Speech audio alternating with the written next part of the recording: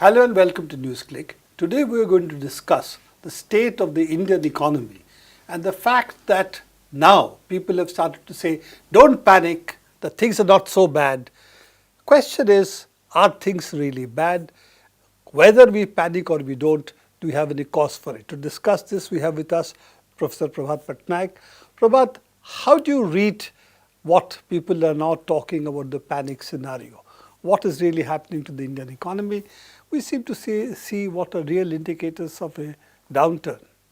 Well, you see, to start with, unemployment rate is higher today than it has been over the last 45 years.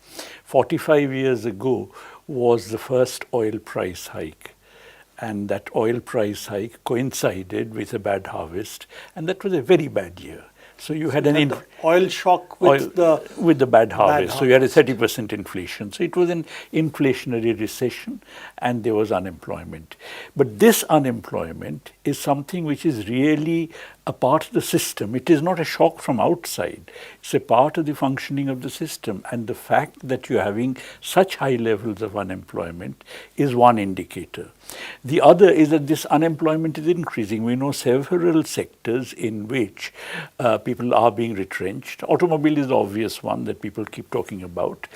And then you find that, that even for a number of consumer goods, the demand has not been high. Industrial production is virtually stagnant.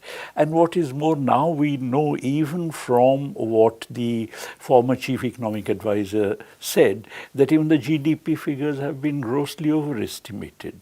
So if you have a GDP growth rate of not more than 4.5% over the last several years, if you have an industrial growth rate that's virtually very, very low, and you have extremely high unemployment, that is all indicative of a very serious crisis in the economy. There are two other issues that have been raised in this context. One is that we are not seeing inflation taking place. So that is one thing which could help at least the government, that inflation creates immediate unrest.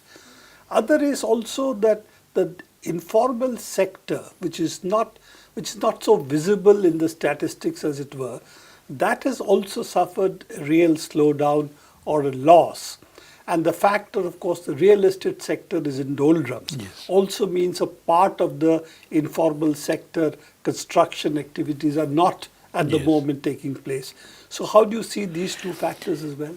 Well, let me just take the second question first. Construction was one of the sectors that did provide a lot of employment. So when construction sector declines, then that actually adds very seriously to the unemployment scenario, and then that's extremely serious. Taking the first question, you see, the point is that, this is therefore a very classic case of demand shortage. In other words, typically what happened in the old days, what used to happen is that you would have, by old days I mean pre-liberalization days, you used to have, let's say, a crop failure. Food prices would rise. Therefore, the government would cut back on its expenditures, on the level of demand. So you'll have inflation in the food market coexisting with a recession and unemployment as a way of counteracting that inflationary process. But here what you have is a very classic case of overproduction. That agricultural stocks are there, industrial unutilized capacity is there, unemployment is there, and all of it because you have insufficient demand in the economy. So this is, as you were saying, classic demand-driven scenario. Right. And this is unusual for the Indian economy to have this kind of slowdown, which is essentially lack of demand. You see, this is something which is typical of a capitalist economy. It was not typical of the pre-liberalization Indian economy, because the pre-liberalization Indian economy was not a typical capitalist economy. There's a lot of state demand created by exactly. Infrastructure and other projects. And it was agriculture constrained. It was not a demand constrained system. So, but now with liberalization, India has become, in terms of its modus operandi, much closer to a classical capitalist economy. And classical capitalist economy is always demand constrained. That demand constraint has now become much more intensified. You know, the other part of it which we can talk about is that government earlier massaged the statistics. It did not Right. let, before the elections, the unemployment figures come Right. out. What the former economic advisor now says, massaged the GDP figures to make it look much better than it actually was. Do you think that this sort of myth making, as it were, is now failing, and it's impossible to hide what the real state of the economy is?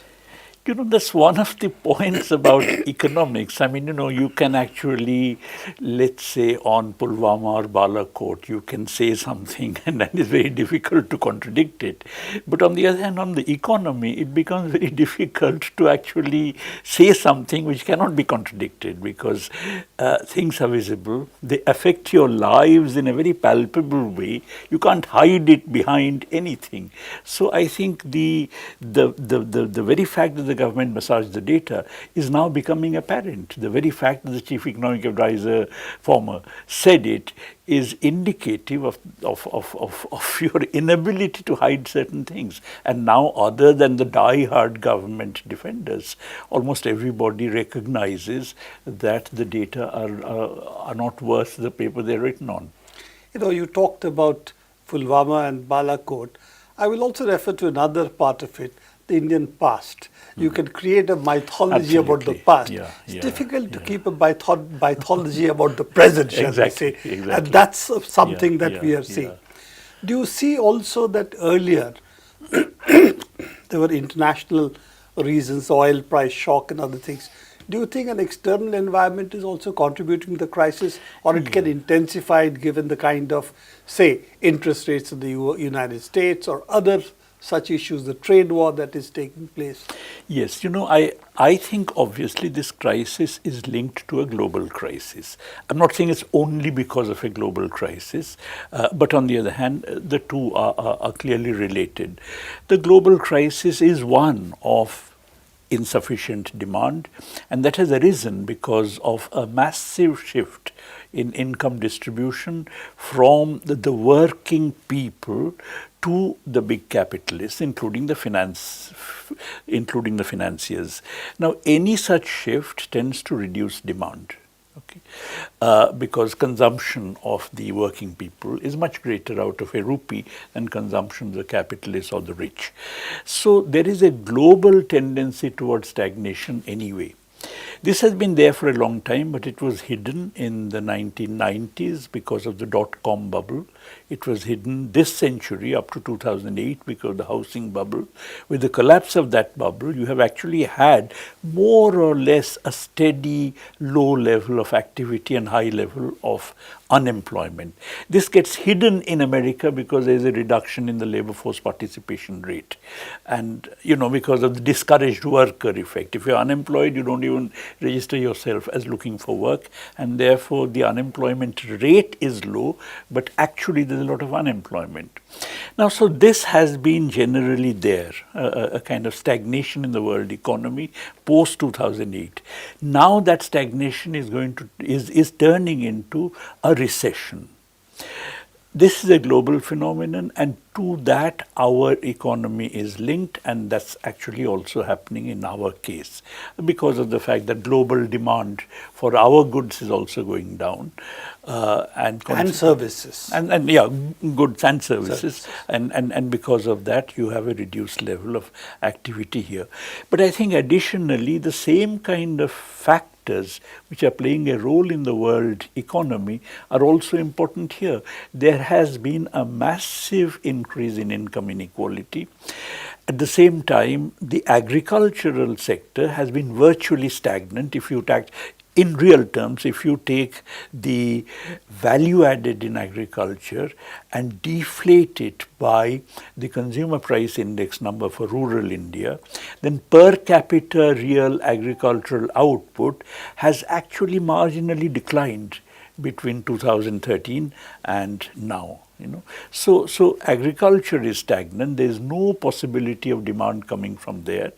Income distribution has become extremely uneven, unequal, and for all these reasons, there is really a compression of demand that is taking place in the economy.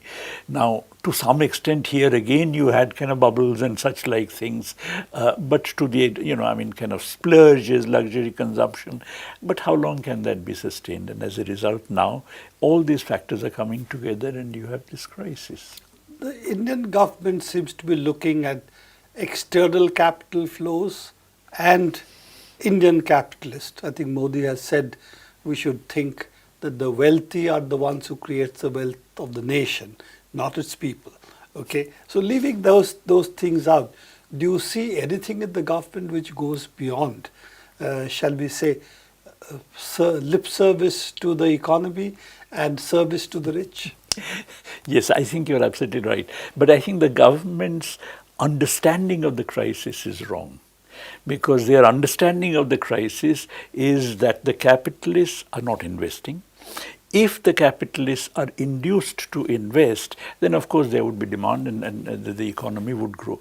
Now, the capitalists don't invest unless there is an expected growth of demand. They invest in anticipation of making profits, and only if therefore they expect the demand is going to grow. Now, no amount of interest rate reduction is going to make the capitalists invest. No amount of tax concession is going to make them invest, if it is the case that in the economy demand is not growing. And therefore what is really required is an injection of demand into the economy, and for that you really need an active government policy which directly creates demand and which also transfers purchasing power to the hands of the ordinary people. Now, that is something this government is not willing to do.